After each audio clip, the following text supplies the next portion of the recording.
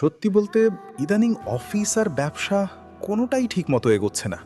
অনেক চেষ্টা করছি, কিন্তু কোনোভাবেই বরকত যেন মিলছে না। খুব অস্থির লাগছে।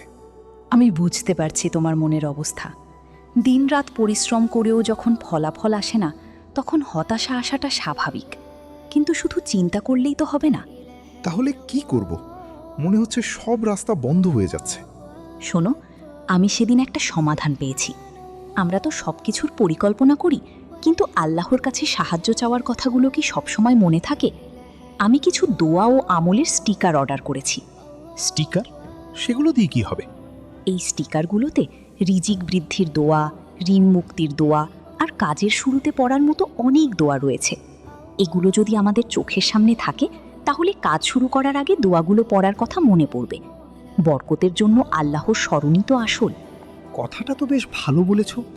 আমাদের কাজের ডেস্কে বা ঘরের দেয়ালে এগুলো থাকলে সব সময় একটা ইতিবাচক পরিবেশ থাকবে। ঠিক তাই। হতাশা কাটিয়ে বিশ্বাসের সাথে কাজ শুরু করার জন্য আমাদের এই ছোট্ট প্রচেষ্টাটুকু হয়তো বড় রহমত নিয়ে আসবে। জীবনে সফলতা আর বরকত আনতে প্রয়োজন কঠোর পরিশ্রমের পাশাপাশি আল্লাহর উপর অটল বিশ্বাস।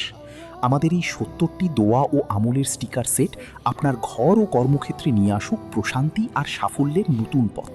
আজই সংগ্রহ করুন আপনার পরিবারের জন্য।